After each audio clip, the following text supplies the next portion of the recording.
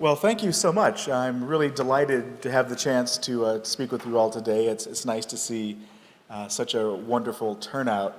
I gave a talk similar to this last year in Green Bay and one last night in Milwaukee. In Green Bay, I met a Meyer, the person for whom my professorship is named, which was really kind of cool. And last night, one of the best students I ever had showed up with her family to see what her old professor had to say. And so there's always something fun that comes out of these. I always really enjoy hearing from Badgers. And so, I'm a professor. I don't mind hearing the sound of my own voice. But I hope to stop that 35, 40 minutes in so that we can spend the rest of our time talking together about your reactions to kind of the evidence I'm going to present to you about a global hotspot focused right here at home, the United States of America. And so what I hope to do today is get us to think more complexly about the way in which we're told our country is organized. We're told that we live in a red and blue America. We are told that liberals and conservatives are increasingly divided from each other and that there's no middle ground to be had. On the other hand, we're told that there are lots and lots of independents out there and plenty of moderates, and why can't a moderate third party rise up and fill the void between these two major parties? And the argument I want to make to you, an argument that I make in concert with my colleagues Ted Carmines at Indiana, but we won't hold that against him, and Mike Ensley at Kent State, is that we're not thinking carefully enough about how individual Americans organize their ideas about controversial issues. And if we do decide to take that seriously, we'll have a much more clear understanding of why our politics has gotten to the place that it has.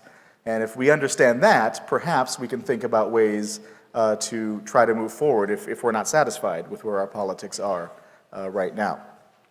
I just wish that we were in a more interesting election cycle, so this wouldn't be a boring talk. This is something that I don't think anybody imagined when the presidential election started in earnest almost 2 years ago. But as we start to think about questions of how Americans are divided, we start with partisanship. And we typically start at the top of the ticket with the President of the United States. And as we look at that, we see the most recent Gallup polls showing an 84% approval rating for President Obama amongst Democrats. It's one of the high watermarks for the president, which is remarkable at the end of a 2-year term, when usually presidents become less popular the longer that they stay in office. On the other hand, Democrats are not the full complement of Americans out there, and it is not difficult to find photographs like this of the president on the internet, finding that approval of the president from Republicans are at 19%.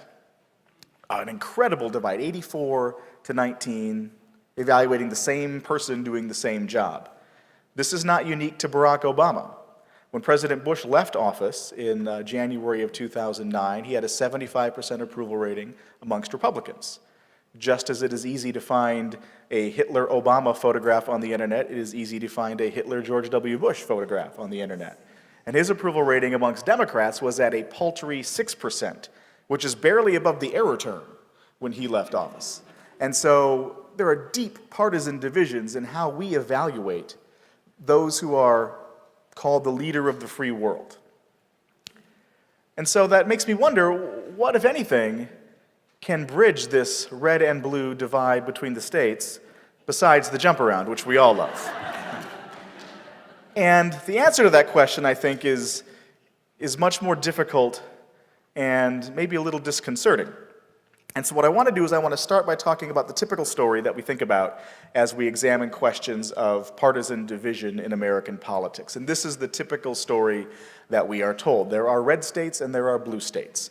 When Mitt Romney gets one more vote or more than Barack Obama, we color that entire state red in 2012. And when Barack Obama gets one more or more votes than Mitt Romney, we color that entire state blue.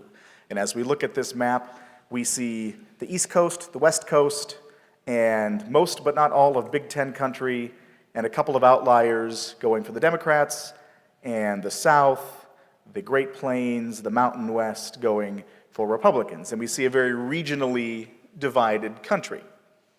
This is not a fair representation of what polarization looks like in the United States, because different amounts of people live in these red and blue states. Lots and lots of landmass are taken up by Montana and Wyoming, but not a lot of people live in Montana and Wyoming. So what if we adjusted this map, as folks at the University of Michigan do after every election, for size?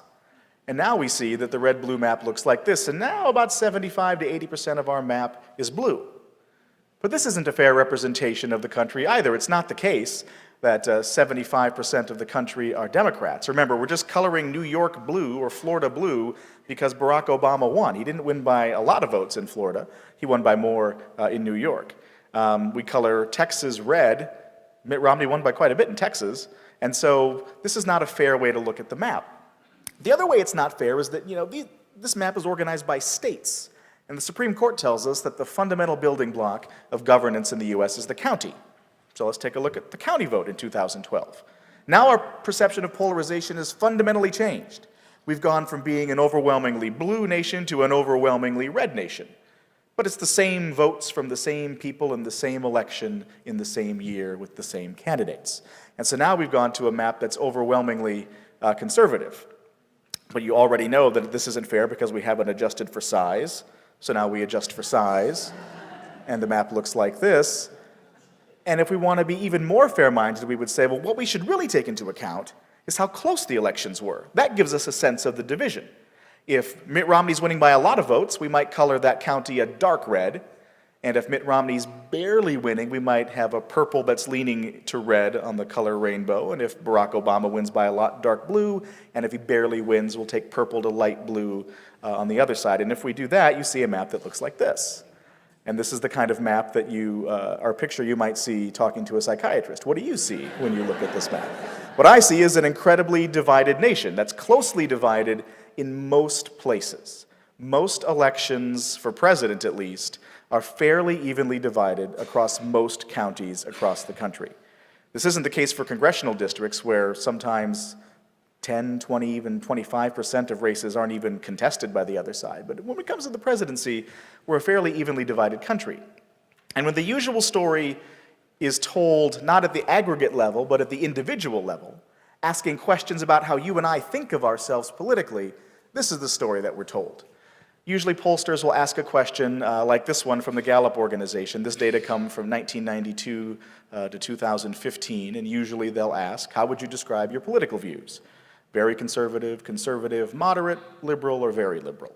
And if we collapse the very liberals and liberals together and the conservatives and very conservatives together, this is what the country looks like. The top dark line at the end of this time series are conservatives. About 37% of the public at the end of 2015 said they thought of themselves as a conservative. About 35% said they thought of themselves as a moderate, and 24% said they thought of themselves as liberal.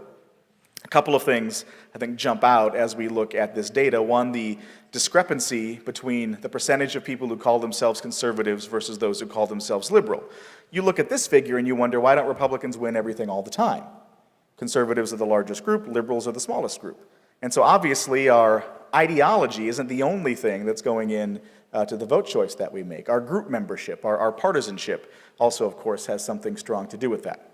But the other question, or the other thing that jumps out is that liberals have gone from 17% of the public in the Clinton-Bush election of 1992 to 24%, so up 7%, a change outside the margin of error over the course of the last several decades. Conservatives have remained relatively flat. Moderates have actually dropped a bit from the low 40s in 1992 to the mid-30s in 2015.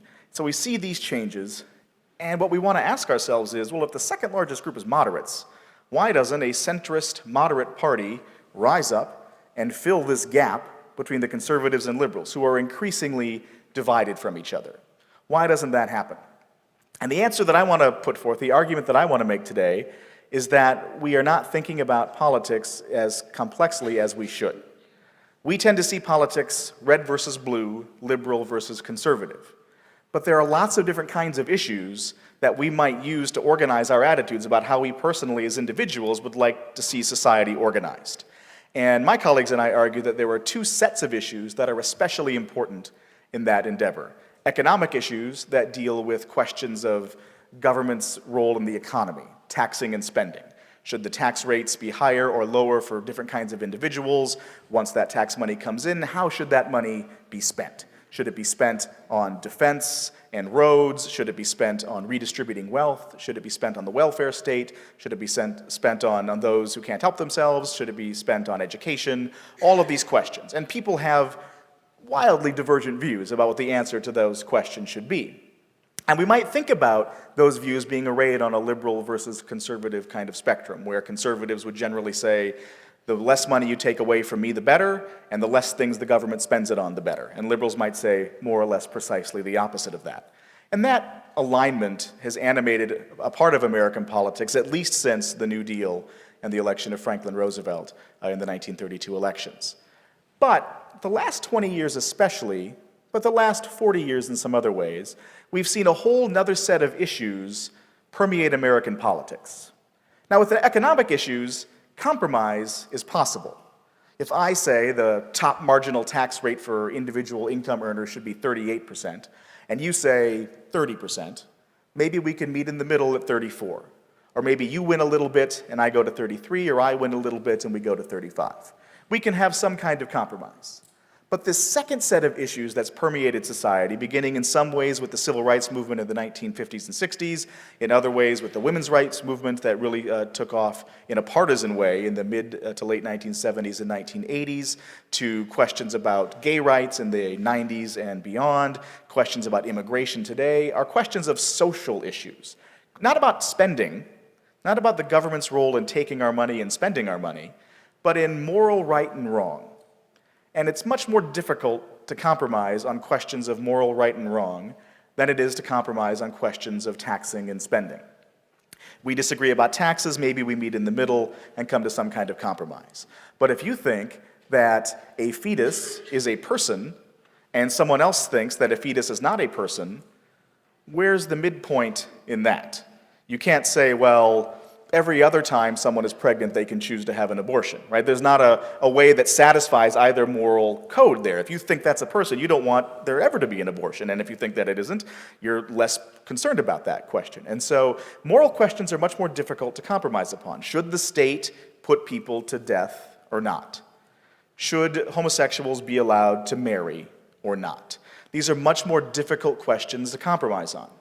And as it turns out, there is no law that says you have to have liberal views on economic issues and liberal views on social issues, or conservative views on economic issues and conservative views on social issues. Some people do. The people we send to represent us in Washington, D.C. do. They have views that are consistent across both sets of those issues. And so when you look at a graph like this, we're looking at the United States Senate. This particular year is 2006, which I grabbed for a specific reason I'll share in a second. But every D is a Democratic senator. Every R is a Republican senator. Along the horizontal axis, you have an estimation of all of the votes cast by those senators in their careers that dealt with issues of taxing and spending. The more liberal their votes, the further to the left they are. The more conservative their votes, the further to the right they are. Sure enough, Democrats and Republicans are pretty far apart in the United States Senate on voting on issues of taxing and spending. But we also estimated the differences between those same senators voting on social issues, about gay rights, gun control, abortion, questions like that. The vertical scale is what matters here. The higher up you go, the more what we would say conventionally conservative one is on those issues, which is to say they would prefer that the government legislate some kind of morality, that people should not be allowed to have an abortion, the government should define marriage, policy beliefs such as that. The further down you go on the scale, the less likely people are in the Senate to want the government to do those sorts of things. And so we see the Democrats mostly clustered down here in the lower left. We see the Republicans mostly clustered up in the right. And you can see right here, this D, this lone Democrat out here in the wilderness, is former Nebraska Senator Ben Nelson. Nelson's a Democrat, was the 60th vote for the Affordable Care Act, and after he cast that vote, decided that he wouldn't run for re-election, knowing that he wouldn't have a chance in more conservative Nebraska. So Nelson, no longer a senator. This person down here, this lone Republican on the liberal side of things, is former Rhode Island Senator Lincoln Chafee, another former Chafee was such a Republican that he ran as a Democrat in the 2016 presidential primaries against Hillary Clinton. And so we see that the centrist lawmakers have more or less evaporated from the United States Senate. I show you the Senate because the House is even more divided. And so here at least we can see some folks resting somewhere in the middle. And this last senator in the middle is Susan Collins of Maine, kind of the last moderate who finds herself a great distance from both sets of colleagues that she finds herself working with in the United States Senate. But this usual story of polarization, liberal, moderate, conservative, works when we talk about lawmakers. They're all clustered in two corners. But if we ask regular people questions about a variety of different issues, and then estimate how liberal or conservative they are on economic issues, and how liberal or conservative they are on social issues, they look like this. Each of those dots is a person in the 2012 American National Election Study. And so here we see plenty of people who look just like those we just saw. Plenty of people who are liberals, who are left-leaning on both economic issues and social issues. Plenty of people who are right-leaning on both of those issues. In fact, the liberal quadrant and the conservative quadrant have the most dots in them of any of the quadrants on this particular graph. But we see that there are a non-trivial number of people whose views do not match those that our elected officials are offering. A very sizable chunk of Americans consider themselves libertarian. They want the government out of their pocketbook and out of their moral compass. They don't want the government telling them how much money they should be giving to them. They don't want the government spending money on things that aren't related to absolutely essential features of maintaining the democratic experiment here in the US. And they don't want the government telling them what marriage means. They don't want the government putting people to death. They don't want the government regulating what a woman does with her body. On the other hand, there are folks we might call populists, who are the reciprocal of libertarians. They want the government involved in everything. They want a robust welfare state and a legislated moral code that's more traditional, that it comes from the federal government. And so when we look back to this figure, it turns out that people who say, I'm a moderate, when you're asked, are you a liberal, conservative, or moderate, are most likely to be libertarians and populists. Well, they're just as different from each other as liberals are from conservatives. And so when we ask ourselves, well, why doesn't a third party rise from the center and win these elections in this divided country, the answer is that you would have to have a politician who would say, okay, libertarians, I'm with you, the government should be out of our lives. Populists, I'm with you, the government should be in your lives. And even politicians aren't good enough to do that, appeal to all people on all issues in one election. And so politicians find themselves in a very difficult situation. Folks who might feel as though they are more moderate have to appeal to two groups who are as diametrically opposed to each other in their views as liberals are from conservatives. And yet the question still remains, well, why are our lawmakers in two categories and not all of these categories? Americans find themselves in all of these categories. Our lawmakers don't show up that way. Why is that? And so we began to investigate other fundamental aspects of American civic life, one of which is partisanship. If you want to make some money guessing on how people are going to vote on election day, and you can only ask them one question, ask them what political party they most closely identify with. 9 times out of 10, you'll predict their vote in the presidential race in every election going back to 1972. And so if we look at a scale of how people array themselves in terms of their partisanship, I've truncated this a bit so it's easier to read, but imagine a scale going from 1 to 7, the vertical axis here. So a 1 would be someone who says, I am a strong Democrat. A 7 would be someone who says, I'm a strong Republican. And a 4 would be an honest-to-goodness independent who doesn't lean either way. So if we take the average response of every single person who falls into one of our 5 categories, we see that in 1972, most folks really saw themselves right in the middle. And in fact, the two closest groups to each other, this square right here and this circle right here, are liberals and conservatives. This was a uniquely moderate time in people's partisan identification. If I was showing you a map of lawmakers, they were far more bunched to the middle in this particular era than they are today. By most measures, our Republican and Democratic lawmakers now are as polarized from each other as they were right after the American Civil War, which was a time we were literally killing each other, which seems to me to be a pretty divided time. And our lawmakers now cast votes that are just as different from each other as the votes were different from Republicans and Democrats in the 1870s following the American Civil War. But our lawmakers and our people were much more bunched toward the middle in the 1970s. And over time, the liberals have become the strongest Democratic identifiers. The conservatives have become the strongest Republican identifiers. The moderates have stayed squarely in the middle. Libertarians lean slightly to the Republicans. Populists lean slightly to the Democrats. And these three groups are stuck in the middle of a system that doesn't represent the full complement of their views. Libertarians feel closer to Republicans on economic issues. They feel further away from Republicans on social issues. And you can see that during the era when economic issues were central, big tax cuts in the Reagan administration and a promise of no new taxes in the Bush administration, libertarians became even more Republican. And as issues of abortion and gay rights started to permeate American society, libertarians moved a little bit back toward the middle, following their more liberal views on those issues while still maintaining their conservative views on economic issues. And so we see that some people in the United States are indeed about as polarized as you can get. They are the liberals and the conservatives.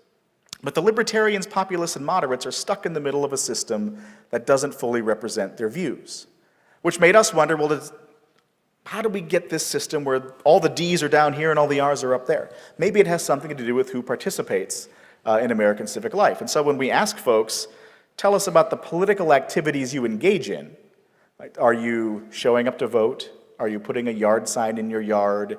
Do you wear a campaign button? Do you try to persuade a friend how to vote? Do you give money to a candidate? We see that liberals and conservatives do this more often than the other three groups.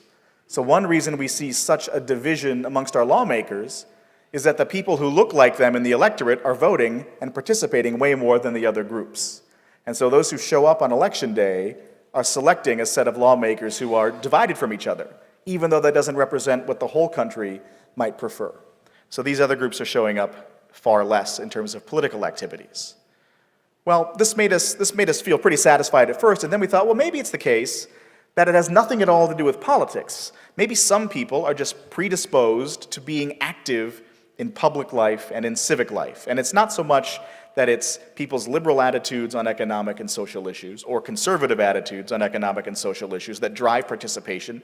Maybe some people are just civic-minded people who like to participate, and some people aren't. So instead of asking questions about your yard signs and persuading people to vote and showing them to vote and giving money to candidates, we asked folks questions about, do you go to church? Do you participate in a neighborhood watch? Have you volunteered at a soup kitchen? These sorts of questions. Do you participate in a neighborhood parade or street fair, festival, things like that? People getting involved in civic life. And here, we see that liberals, conservatives, libertarians, and populists are statistically indistinguishable from each other in their civic engagement. So it's not that libertarians and populists aren't participators, it's that they don't have anyone that they like to participate for in politics, but for their community, they show up just as much as anybody else does. Moderates seem to be a fundamentally different kind of person, who are a little bit more retreated from political life and a little bit more retreated from civic life.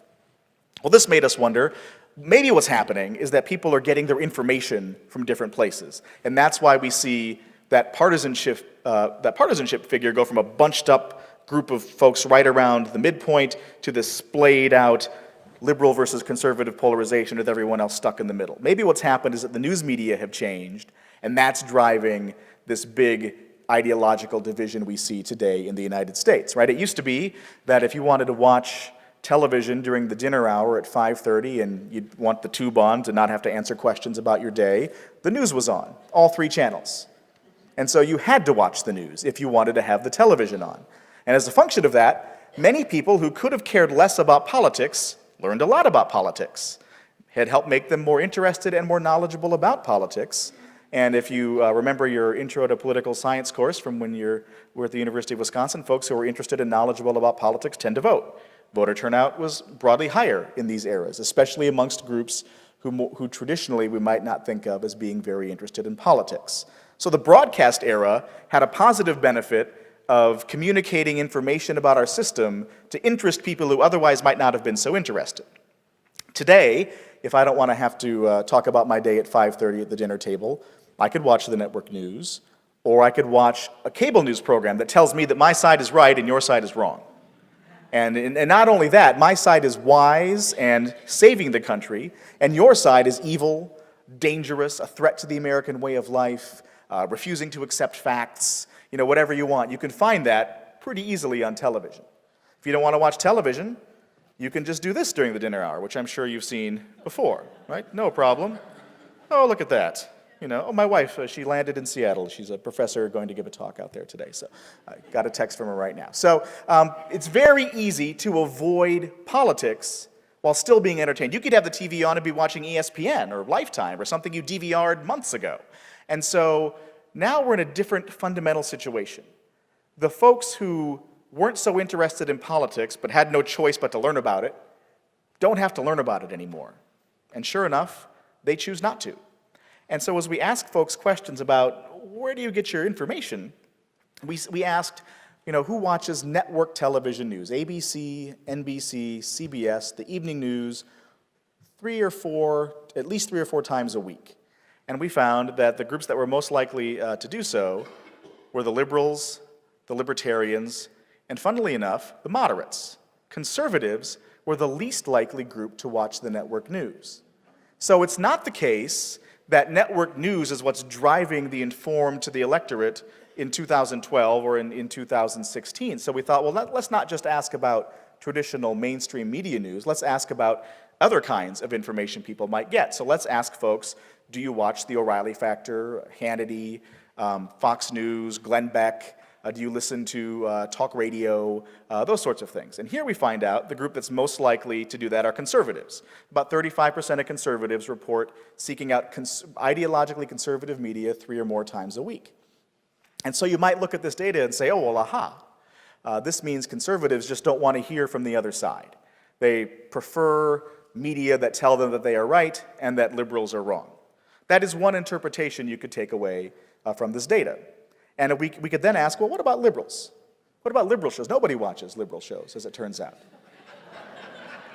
Their ratings are poor. People do not report watching those. And so you could say, aha, liberals want to hear from both sides. They want to hear the mainstream news, and conservatives prefer to hear ideological news. You could make that conclusion. But you could also draw the conclusion that the mainstream media are already biased. So liberals don't need to watch the liberal media because the media are already biased. And conservatives would rather have an alternative to that biased source and go to conservative news. I suspect if you're a conservative, you like the second explanation, and if you're liberal, you like the first explanation.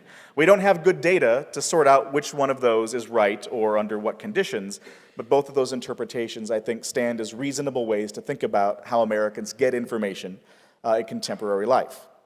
And so we have this rich story talking about a set of people who are heavy participators in American politics, people who are liberal or conservative across two broad ranges of issues. And we have another group that actually, these other three groups, the libertarians, populists, and moderates, actually en masse outnumber liberals and conservatives, but participate less, and therefore have the ear of candidates running for office and the ear of elected officials less than the liberals and conservatives who constantly show up.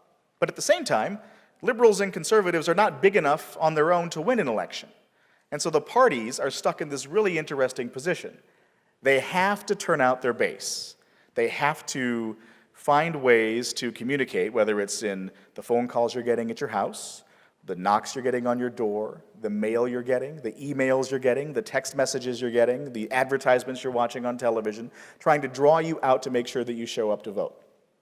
But both parties also have to find enough libertarians and populists to persuade to their side in any given election, which forces them to do the kinds of things that we expect politicians to do, which is to appeal to a group on the issues that matter to them and kind of brush the issues that that group doesn't like under the rug. So a Democrat might say to libertarians, aren't we great on social issues, and not talk so much about their tax plan. And Republicans might look at libertarians and say, aren't we great on taxes, and brush their social issue platform under the rug. And so politicians are trying to persuade these groups that are in play to show up and vote for them. But these groups participate less and are less interested in politics. And so it's a really difficult challenge, which is one reason we see such enormous spending in politics. And now we fast forward to 2016, and we ask ourselves, has everything fundamentally changed? We have a candidate who's a major party candidate for president who doesn't have any political experience, and that's pretty rare in our political system. How did we get that? And the simplest answer comes from the amount of attention candidates got from the news media during the primary season. This data come from the New York Times, estimating the amount of free media coverage that candidates got. In other words, when a news organization on television sought to cover a candidate, take a live press conference, a live rally, an interview, any of those kinds of things. Guess who the big, long, red line is, right? That's Donald Trump, who earned almost $2 billion of free news coverage during the 2016 presidential primaries. His closest competitor in terms of coverage was Ted Cruz, who earned 6 times less the amount of attention Donald Trump got.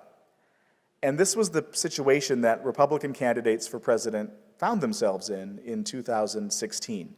You had 17 candidates, many of whom were traditionally qualified to be president. Governors of swing states, right? You have Governor Scott Walker, who can say, I'm the Republican governor of a state that's gone for the Democrats in every election from Michael Dukakis in 1988 forward. And I've won 3 statewide races in that same state. I am an electable conservative. And not only that, I've passed a legislation that conservatives love and liberals hate. And so I'm your guy. I can win in a tough state and govern conservatively. John Kasich of Ohio can say the same thing. I am the governor of Ohio. So goes Ohio, so goes the nation. Ohio went for me. Why wouldn't you pick me? Same with Jeb Bush. Florida was crucial in 2000. I was the governor of Florida. You might have heard the name Bush. They have a record of winning the presidency. Maybe you would think about me. And so you have all these qualified Republicans getting virtually no attention from the news media. And in many years you might think, well, maybe they can get around that because they could buy advertisements, they could find other ways to connect with the public. But when you have 17 people running, and they're not that distinct from each other in terms of the policies they believe in and the records that they have, it's really hard to distinguish yourself. When you all show up to vote on November 8th, unless you vote early, you'll have a ballot, and it'll tell you the name of a candidate and the party they're in. And even if you've never heard of the candidates further down the ballot, if you're a Democrat and see, there's a Democrat running against a Republican for a county board seat, you might say, well, knowing nothing else, I'll vote for the Democrat. And most of the time, you've picked the candidate who's more like you, even if you don't know anything. But in a primary, you can't do that. They're all in the same party. There's no advantage to knowing the party of the candidates because it's all the same. And so the only way candidates have to distinguish themselves is to get attention. And Donald Trump got a ton of attention in the 2016 primaries. It's also notable, Hillary Clinton doubled up Bernie Sanders' free coverage, but didn't quite get half of the free coverage that Trump got. So there's something to say the front runner gets more attention, but it wasn't the case that the institutional candidate got more attention in both races, because Trump certainly wasn't the institutional candidate on the Republican side, although Clinton was on the Democratic side. So we think about this outsized attention that Trump got, and then we can think back to the categories of voters we've been talking about for the last 31 minutes, these libertarians, populists, and moderates. Conservatives have been a group that have been broadly skeptical of Trump, wondering, is he really a true conservative? Would he really nominate justices to the Supreme Court who would advance a conservative judicial philosophy? Would he really introduce budgets that would advance a conservative economic agenda? Some conservatives are skeptical about that, and we've seen that skepticism show up in our data about primary voters in 2016. So not surprisingly, there aren't a lot of liberals who vote in the Republican primaries, and those who didn't vote for Donald Trump. Conservatives, about 35% of people who are conservative on both economic and social issues cast their ballot for Trump.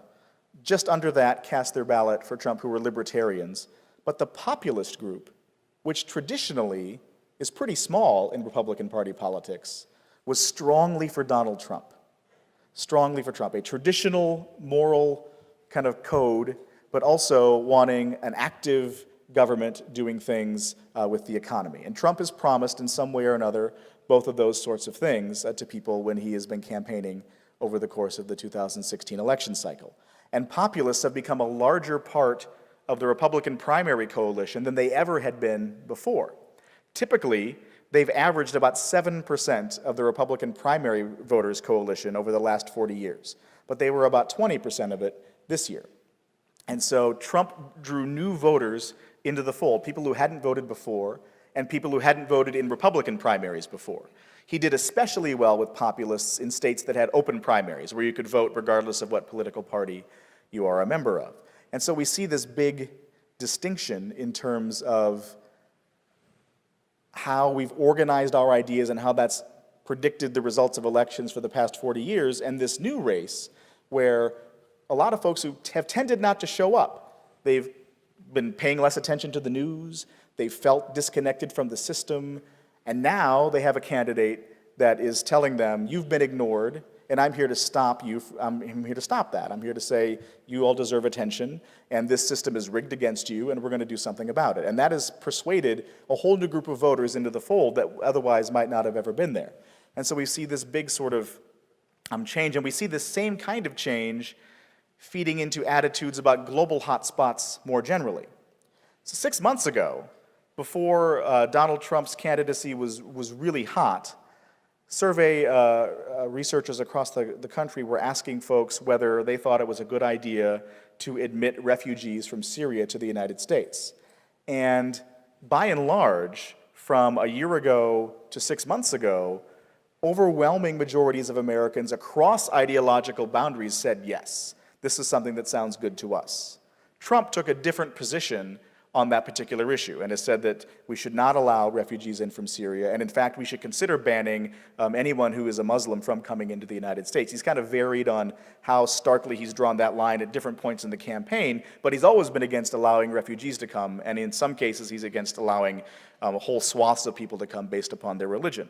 And since then, this poll is from September, we asked the same question again, do you support or oppose, there we go. I hit that too hard. Do you support or oppose the U.S. taking in refugees from the conflicts in Syria and other Middle Eastern countries? 77% of Democrats say yes, and 63% of Republicans say no. And so we've gone from overwhelming majorities of both parties saying yes to a continuance of an overwhelming majority of Democrats saying yes, but now a strong majority of Republicans saying no. And this is an example of the powerful role that our political leaders can have over public opinion in American democracy, especially on questions related to global hotspots, especially related to questions about keeping us safe from what it is that's happening in the rest of the world. And the leader now of the Republican Party has said we shouldn't do this, and now a majority of Republicans have shifted their attitudes and fallen in line with Trump's view. And the same sort of thing, we could show you the same sort of thing related to drone strikes and Democrats. When President Bush was engaging in lots of drone strikes, an overwhelming majority of Democrats opposed them. Now an overwhelming majority of Democrats support them, as President Obama has largely continued that same policy. And so, which isn't to say all Democrats or all Republicans support these things, but majorities have shifted, and they tend to shift based on who's got the keys to the car, who's running the White House. And as we saw from those very first slides, there's a very partisan nature to how we evaluate the folks that are in charge of the country. And so what we see, I think, going forward is the political parties kind of trapped. They have these voters who always show up for them in elections, and they know that they have to have those voters show up for them if they want to have a chance to win. And they know that those voters aren't enough. Those voters don't constitute a majority. And in our system, you have to win more votes than the other side to win. So you need a majority. So you have to cobble that together with these voters who are in the mismatch position, the libertarians, the populists, and moderates. So campaigns make overtures to those groups in every election. They do enough of it to make it difficult for a libertarian party or a populist party to rise up. It's especially difficult for them to get on the ballot. It's even more difficult for them to get into the debates. It's even more difficult for them to win local races so that they can develop a record of legislative achievement and move up the ranks, as the Democrats and Republicans do.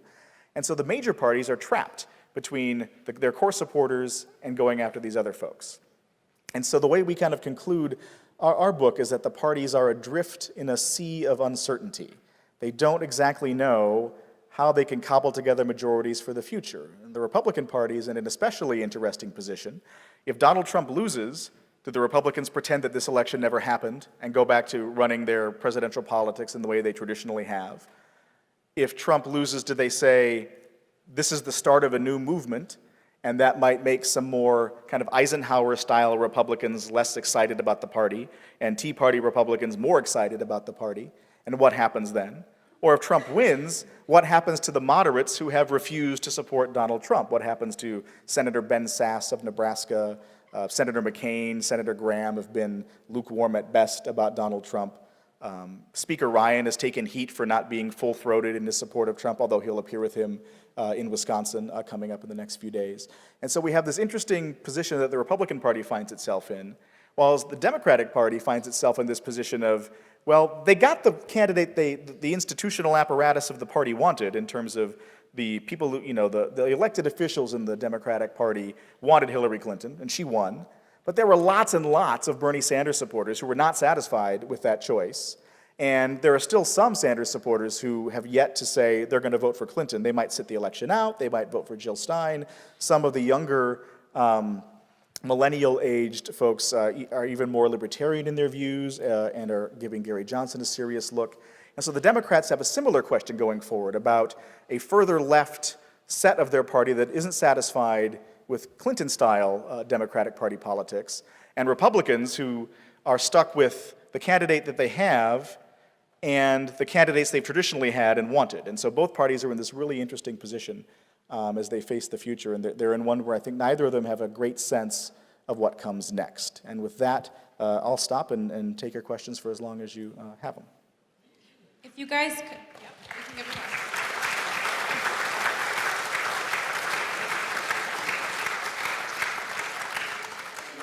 And if you guys could just remember to wait till we give you the mic to ask your question so that everyone could hear it, that would be great. Thank you. So I guess I'll let the folks with the microphones pick who asks questions then, since they got that.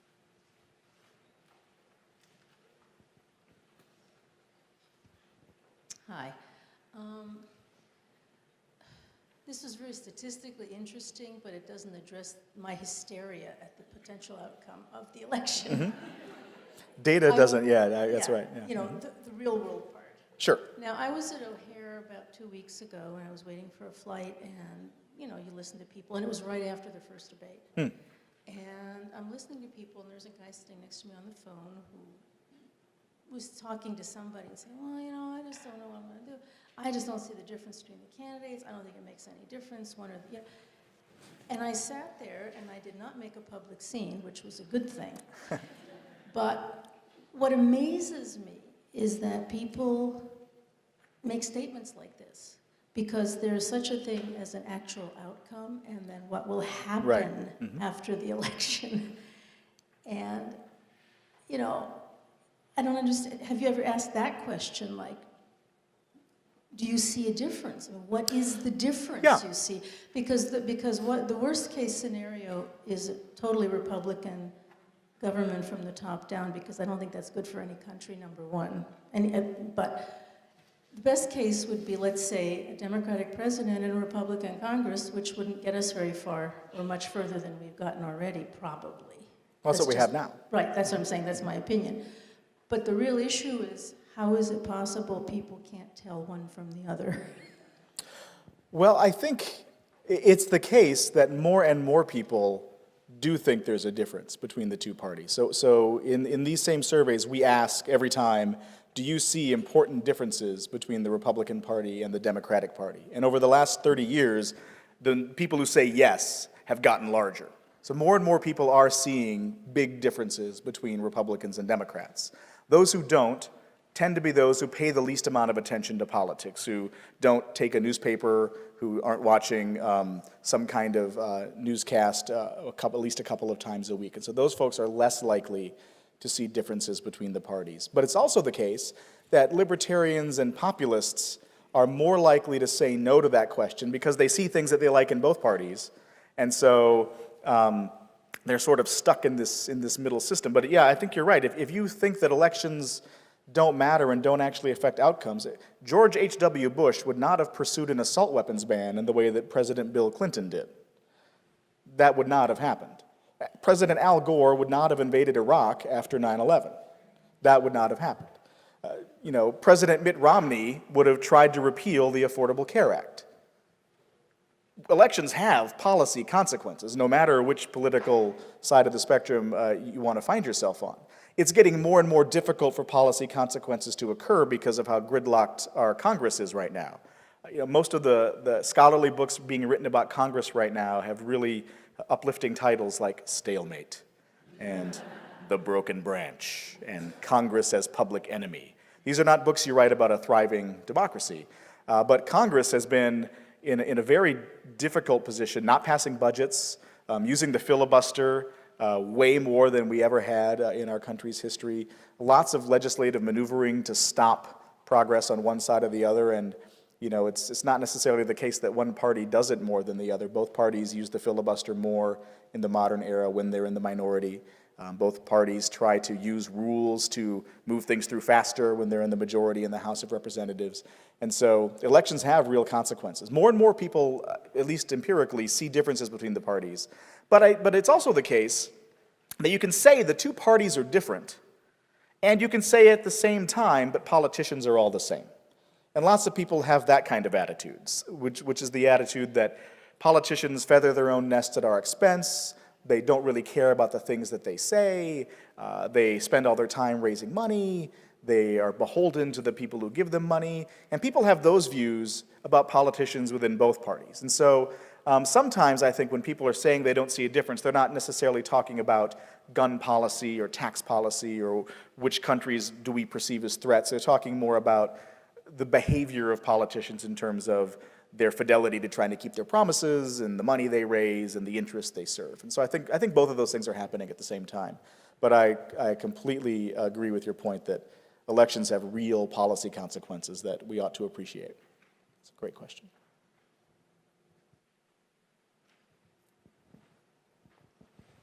My question is, from your perspective, we're so divided, so diverse today, and then you've got your Congress.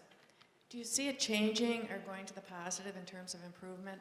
Or is it kind of like the rise and the fall of China, where we've been at our peak and it's kind of the downward trend? Yeah, I wish I knew the answer to that. That's a really good question. I'm not sure whether I would say the politics we see now are an example of kind of the end of the American experiment or the beginning of the end of the power that the United States has with respect to countries in the rest of the world. I'm not sure that we can say that, but we're asking that question a lot more than we ever used to ask it. And I think part of that is a result of the polarized politics we see in Congress, but we see that increasingly at the state level. More and more state legislatures are becoming just as divided in partisan ways as the United States Congress is. And that was not the case even 25 years ago.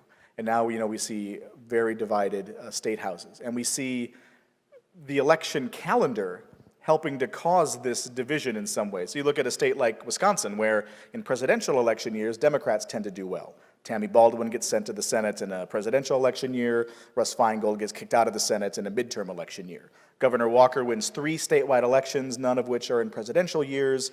Democratic presidential candidates win elections when they run for president in every one since 1988. And so we have that the calendar is part of the cause as to what's happening because different people show up to vote in these different elections. And part of what's happening is that our lawmakers are spending less and less time with people on the other side of the aisle. I used to be a professor at the University of Delaware, and a senator from Delaware, Tom Carper, came and talked to one of my classes. He's one of the more moderate senators on the Democratic side, more liberal to be sure, but as the Democrats go, he's one of the more moderate ones. And he made the argument that I thought was really interesting, and it's an argument that almost every citizen hates, but I think it's a really interesting argument, which is once lobbying reform happened, Democrats and Republicans stopped spending time together. If they were flying to Ireland to play golf for a week, they got to know each other. They formed personal relationships. And when it came time to find somebody on the other side of the aisle to introduce something, Ted Kennedy and Orrin Hatch were fast friends. Russ Feingold and John McCain fast friends. And now there's no system that brings these folks together. They go to Washington, they meet with their own party caucus, they're there for 3 days, then they come back home after that blistering 3-day work week and raise money back in their home district. And so Carper made the argument that lobbying reform had the unintended consequence of kind of chilling relationships between the parties.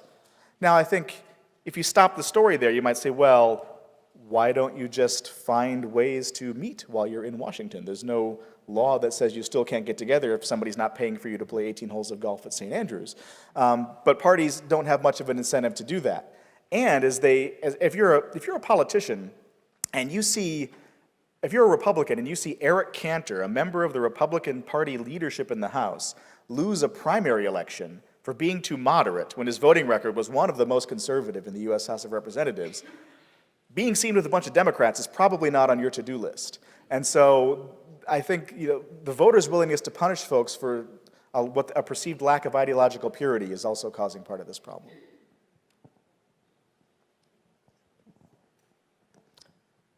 Yes. Oh, yep, gotcha. I'm a bit unclear as to how you would define populism. That's my first question. And the second question is, how did Bernie Sanders energize some populists to his side? Yes. So the way we define populism, we've gone back and forth for a while. We called it communitarianism. For a while, we called it populism. We've kind of landed on that again for kind of nerdy academic reasons about what scholars call populist, which isn't necessarily what Wisconsinites would think of as populism in the Follett tradition, for example. We define it as those who prefer robust government intervention in social life. So government helping to manage the economy, government managing social policy. And so when we think about that, the second part of the question was, did Sanders ignite populists? So I showed this figure showing Trump, got about 45% of populists who voted in the Republican Party primaries. Trump did very, very well with them. Sanders did incredibly well with populists who voted in the Democratic Party, especially those who strongly opposed more conservative economic principles. So Sanders really ignited that group. There's a figure I didn't show in the talk, but I'll put it up here now. It's sort of hard to read. But at the top you have Donald Trump, and at the bottom you have Bernie Sanders. And this particular study tried to tap things that weren't necessarily related to policy, but other kinds of traits that voters might respond to. And the four that were picked, I think this comes from Wendy Ron at University of Minnesota. The four traits that she picked to examine were people's support for more authoritarian leadership. So the person at the top is in charge, making decisions in a less than democratic way. People's anti-elite attitude, so their distrust of political elites, whether they distrusted experts, and whether they had a strong sense of American national identity. And here, I shaved off their data just to look at populist voters, because you think, how can Bernie Sanders and Donald Trump both draw populist voters? They are as different from each other as night is from day. And so how can they be drawing the same voters? And the answer seems to be that both Sanders supporters with this red line and Trump supporters with this red line are anti-elite. They distrust those who are in charge of the political system. So that is how they are similar. But Trump voters are authoritarian, they don't trust experts, and they have a strong sense of American national identity. Sanders supporters are just the opposite, very trusting of elites, very anti-authoritarianism, and have a less strong sense of an American national identity. And so the populists who support Sanders were anti-elite, but they trusted experts. The Trump supporters, who are populists, are anti-elite, but also mistrust experts, have a strong sense of identity and a stronger sense of authoritarianism and what it is they would want from a political leader. And so I think it's not just our issue attitudes that matter, it's these other traits that we value in leaders that help us understand how Americans cast their votes. But yeah, that's a really fascinating question. There's somebody down here and somebody back there, I see hands up. To build on what that lady said, do you think that there's a cycle of which country is the most powerful that runs for 200 years, like the Greeks and the Romans and the Ottomans and the United States? Yeah, I don't know enough about that to have an opinion that I think is worth sharing. There are folks who study international relations who are political scientists who study more kind of world systems and talk about some of these sorts of rises and falls of empires that you talk about. A lot of those took place in eras where there weren't incredibly rapid shifts in other areas happening at the same time. And so I think to say that there's a fixed set of years that something might last becomes harder to say because technology is moving forward and leaping ahead so much more quickly than technology leaped ahead. So the move from parchment to the printing press was a big leap, and then we were stuck there for a long time, and then we had the radio, and then 30 years later we had television, and then 30 years later we had cable, and then 10 years later we had the internet, and then 12 years later we had social media. And so things are getting more and more rapid, and so I don't know if that suggests that it's easier for the group to stay on top because things keep changing, making it harder for others to come up after them, or if it means that the people on top are in trouble because things are changing so quick. And so I don't have a great sense for that, but it's a super fascinating question. But I don't have anything to hang my hat on as far as that goes. We have time for one more question. There was a similar lecture last week by one of your colleagues whose name escapes me at the moment, and probably some of you were there, but the issue came up of the reliability of the data, given that most of us a lot of us don't have landlines anymore. If we do, we don't answer the phone if we don't recognize the number. So if you could just speak to that. Yeah, that's become a real problem for public opinion researchers over the past 10 years or so. The one problem is, the lack of landlines. When I always do this on the first day of the semester, I ask my students, how many of you have a landline? I don't think I've seen a hand go up for 3 or 4 semesters. Students just don't have them anymore. I've got one, but my students don't have them. And so, but I am like the person you described. When I hear our phone ring, I look at the number. If I don't recognize it, I don't pick it up. And I'm pretty sure it's a pollster or, a telemarketer or something making those sorts of calls. And so it's increasingly difficult to accurately measure public opinion. But pollsters are getting much more creative. Many pollsters also include cell phone prefixes in the random digit dialing that they do. And increasingly, pollsters are going to web-based surveys that take a couple of different steps to try to create a characteristically random sample of the American electorate. So they might have 100,000 people opt in to say, I want to be a part of this group, and then they will randomly sample 1,000 people from within that group, trying to match them to census data on various traits of gender, age, self-reported racial or ethnic background, region, and that sort of thing. And so it's not as good as a random digit dial when you didn't have caller ID and you had to pick up the phone because you didn't know who it was. But it's still pretty good. But I do think that our ability to accurately measure American public opinion through telephone surveys is getting worse.